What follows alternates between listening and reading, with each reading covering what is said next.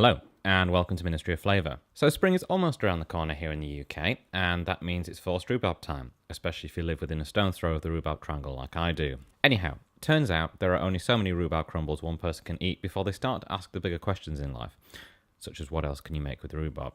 A bit of thought and research later, and this is where we ended up. I'm sure there are some people out there who don't like ice cream.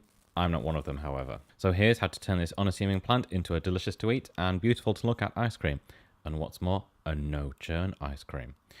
When you see the size of my freezer, all will become clear. So you start off with your herbaceous perennial of choice, by which I mean rhubarb.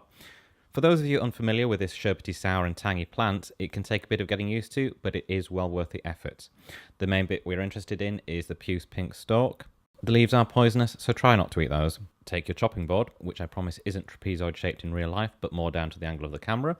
Grab the Japanese knife a relative gave you one Christmas, and we can start to chop.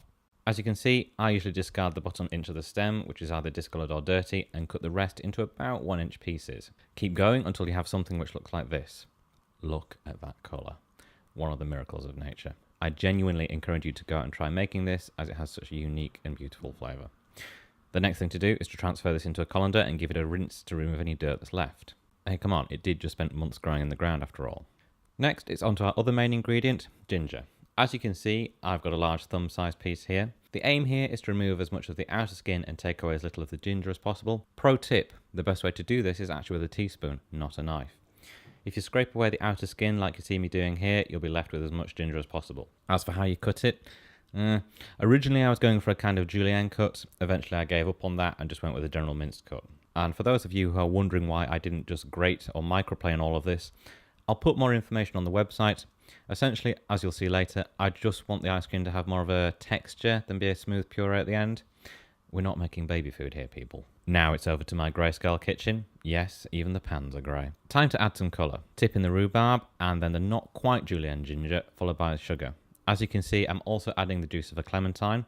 It's not compulsory, but it does go very well with the flavour of rhubarb and ginger. A tiny bit of water as well to help things along. You don't need much, as this will be cooking over a pretty low heat, and once the rhubarb begins to break down, it will release a lot of water. Clamp on a lid and let it do its thing. Eventually, everything will disintegrate into a mush. What I will say is that the scent of this is almost as beautiful as the colour.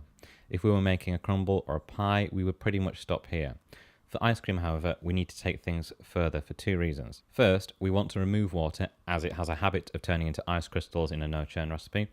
Secondly, flavours are always more muted in ice cream due to it being so cold when it's served. You need to make sure that your mixture is intense at room temperature to compensate for this when you freeze it. So as you can see from the line on the inside of the pan, the mixture is now reduced by more than half and turned into the most delicious visceral red unctuous goo. So take this visceral red unctuous goo and put it in a bowl to chill.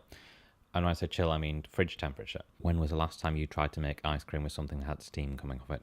Now it's onto the ice cream base. First of all, take a clean bowl. Oh look, it's both the camera and me. Anyway, into the bowl you add the ingredient which really manages to transform all of this into an ice cream. Drum roll. Condensed milk. One day I will have a KitchenAid freestanding mixer. Until then, use what you have to lightly beat and loosen the condensed milk. To this you add your double cream and beat until the mixture stiffens and begins to form soft peaks. Now take your chilled rhubarb and ginger mixture and gently fold it into the whipped cream mixture. The aim here is to mix it in without losing all the air you just beat into the cream mixture. What you want here is a slightly rippled texture to give you some bits which are more sour and intense and others more creamy in the finished ice cream. Next you want to place this mixture in the container you'll be freezing it in. Here I'm using a metal loaf tin lined with cling film, a plastic wrap for our American cousins, as it firstly helps the mixture freeze quickly, and secondly, it actually fits in my less than shoebox sized freezer.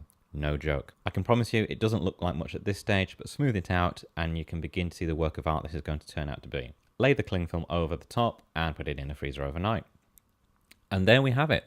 Bring it out and let it thaw for about 10 minutes and you'll be left with something which is as close as a work of art as ice cream can be. As you can see, ripples of sharp, sherbet, tangy rhubarb in between milder, creamy ice cream with sharp slivers of ginger in between. No, you can't buy anything like this in the shop, which is all the more reason to give it a go.